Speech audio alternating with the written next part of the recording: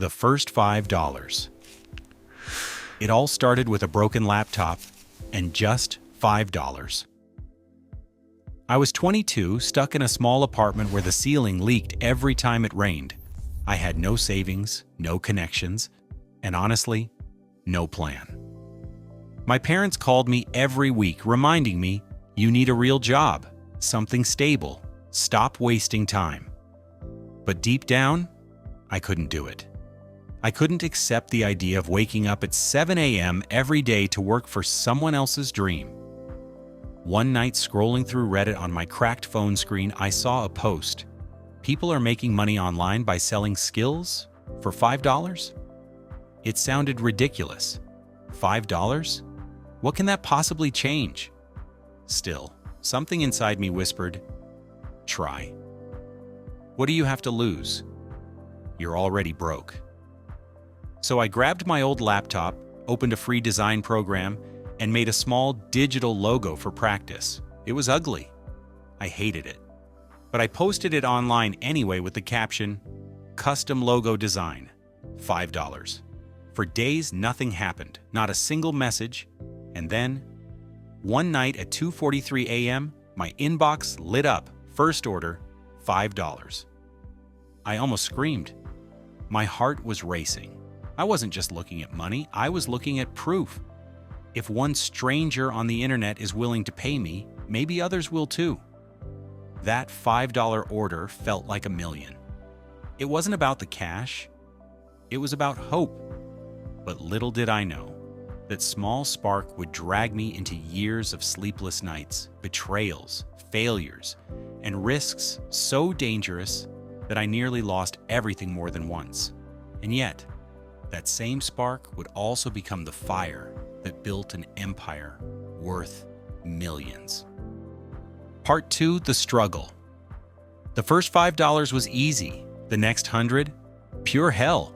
I thought orders would flood in.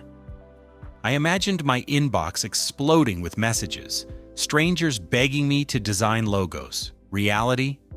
Silence.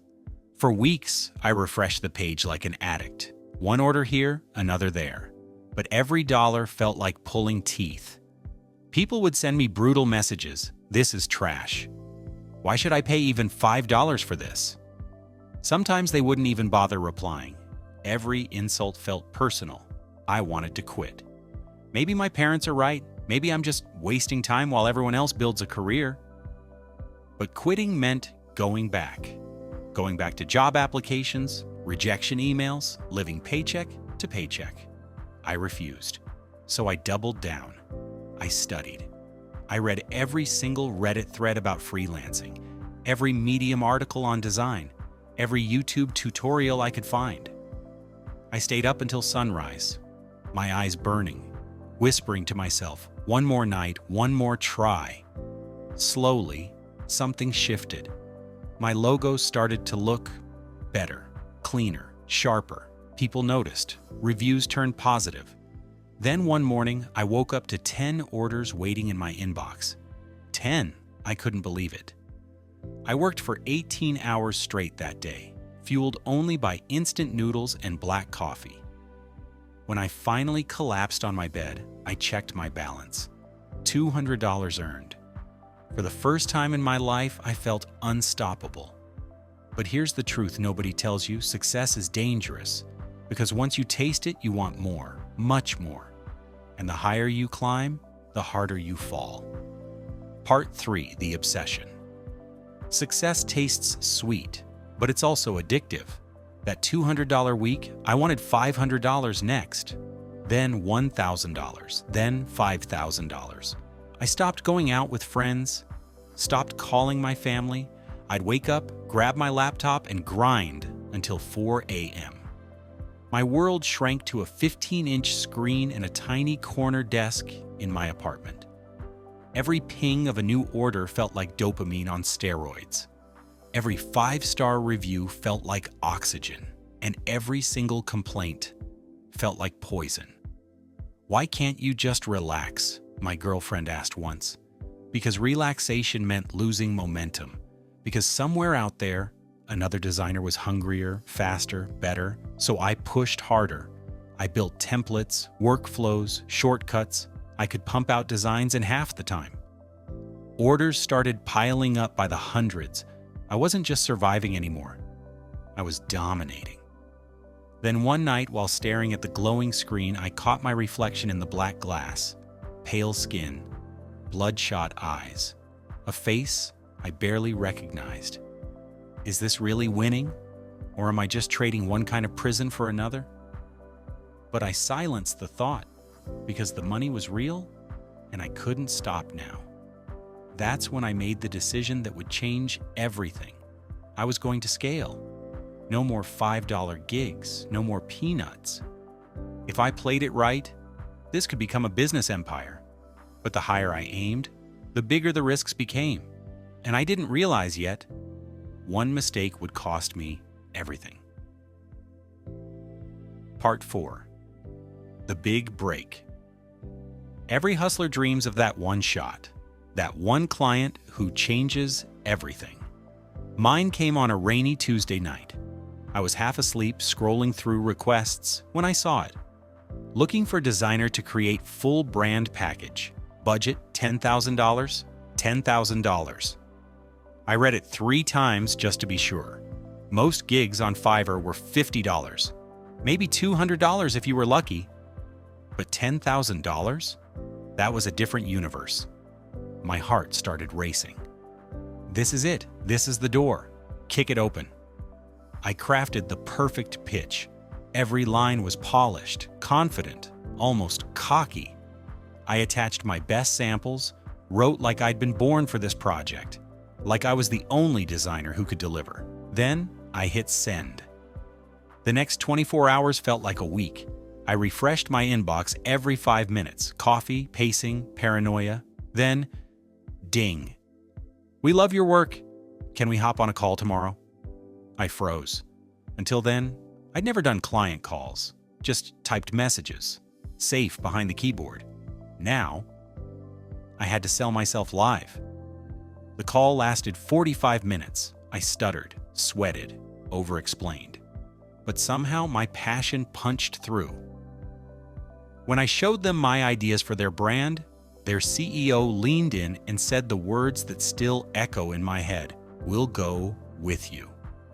Just like that, I went from a $5 hustler to a 5-figure deal maker. I remember logging out, falling back in my chair, and laughing like a maniac. All the sleepless nights, all the bloodshot mornings, all the rejections. Suddenly, it was worth it. Because this was the moment. This was proof. I wasn't just some guy online selling cheap logos. I was building a business. But what I didn't realize then was that big break was also the first domino. And once it started falling, it wouldn't stop until it crushed me. Part 5. The Rise. The first big check changes you. Suddenly, you're not just hustling, you're winning. When the $10,000 landed in my account, I stared at the screen for hours. $10,000. From a laptop in my tiny apartment. Not from a boss, not from a paycheck, but from me. I wanted more. If I can do it once, I can do it again, bigger, faster. So I scaled. No more $5 gigs, no more $50 logos.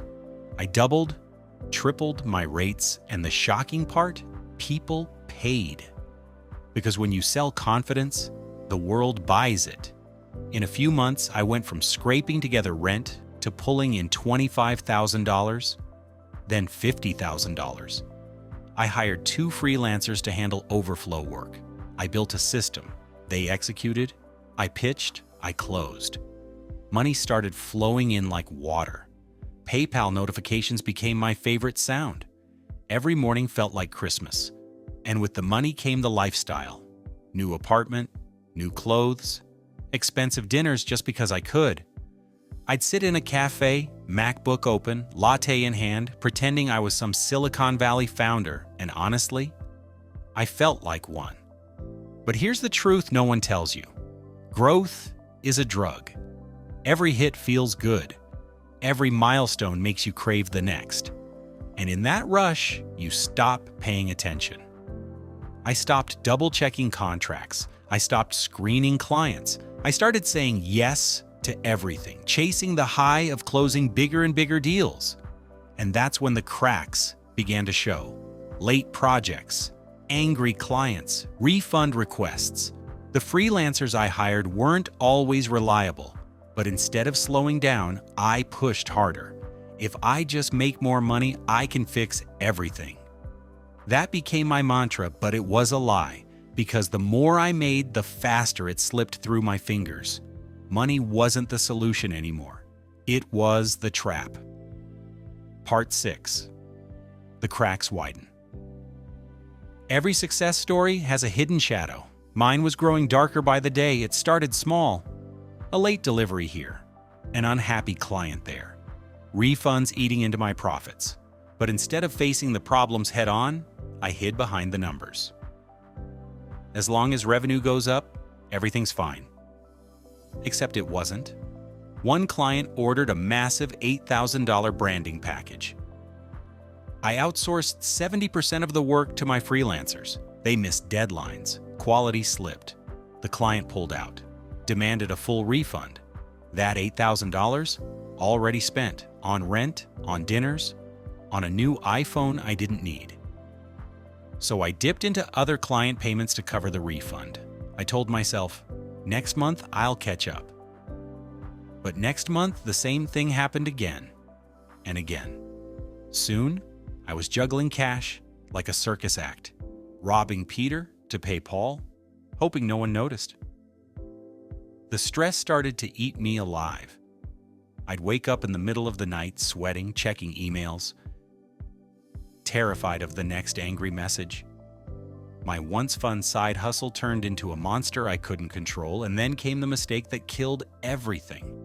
A corporate client, my biggest deal yet, wired $25,000 upfront for a 3-month contract. It was supposed to be my breakthrough, the project that would cement me as a real entrepreneur. But because I was already in a financial hole, I used a big chunk of that money to patch old debts, to buy time. I thought, I'll deliver amazing work, they'll extend the contract, and I'll recover.